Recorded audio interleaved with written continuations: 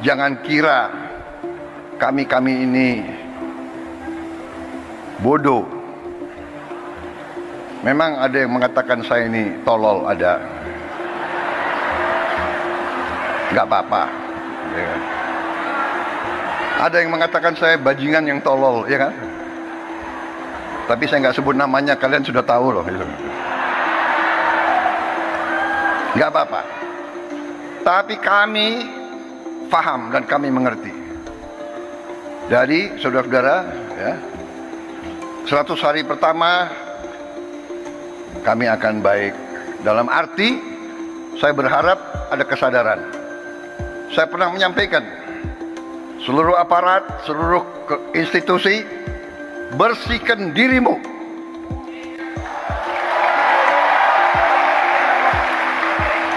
Sebelum kau dibersihkan. Saya begitu heran ketika Prabowo mengatakan bahwa ada orang yang mengatakan dirinya adalah bajingan tolol. Sekalipun beliau tidak menyampaikan nama orang itu dan mengatakan Anda semua tahu tentang orang itu. Dan kemudian tak lama kemudian Rocky Gerung meralat dan mengatakan bahwa dia tidak pernah mengatakan bahwa Presiden ke-8 adalah bajingan tolol. Sementara jejak digital jelas mengatakan bahwa saya berani mengatakan bahwa Presiden ke-8 ini itu bajingan tolol. Dan beliau mengatakan bahwa itu sebenarnya dia sampaikan kepada Pak Jokowi. Karena apakah ya, Prabowo itu punya ijazah palsu dan bla bla bla bla. Saya cukup heran ilmu apa yang dipakai oleh Prabowo. Jadi saya sangat yakin ke depan ya Rocky Gerung harus berpikir 1 juta kali untuk berani mengatakan Prabowo atau Presiden ke-8 adalah seorang bajingan tolol.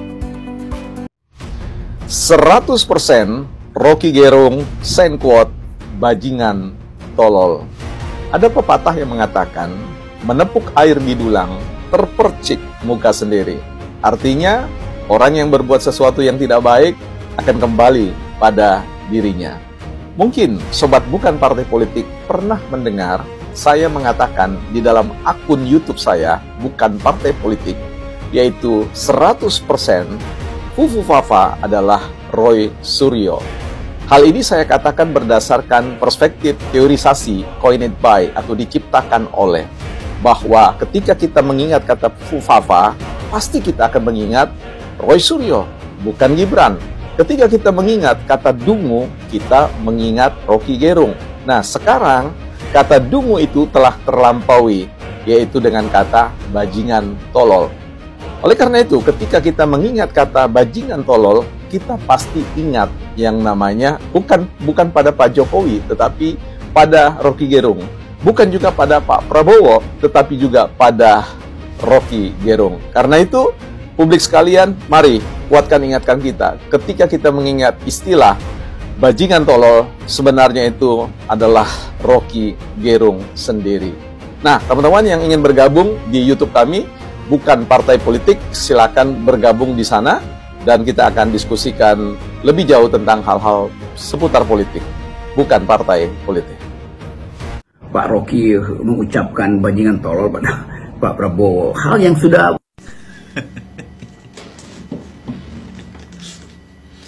Nah, udah kita lihat ya, bagaimana Bung Rocky sibuk mengklarifikasi ya, bahwasanya dia sebenarnya ingin mengatakan bukan Pak Prabowo yang bajingan tolol, tapi adalah Pak Jokowi. Tetapi premisnya dia ini jika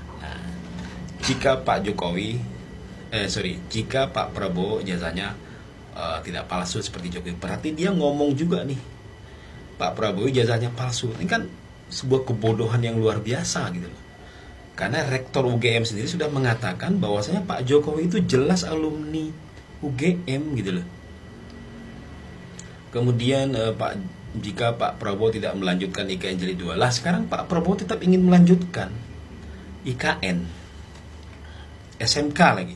Nah, SMK kan kita tahu juga masih jalan kan.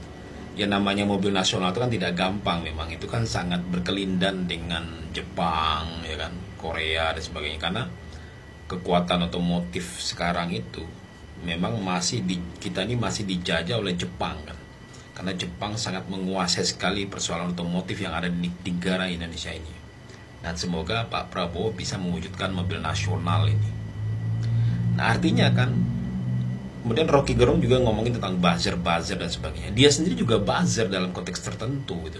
Karena dia sendiri sering bising ya. Buzzer itu kan bising ya. Nah dia sendiri ini kan bising, sering membuat pernyataan-pernyataan yang bising, yang bikin ribut gitu.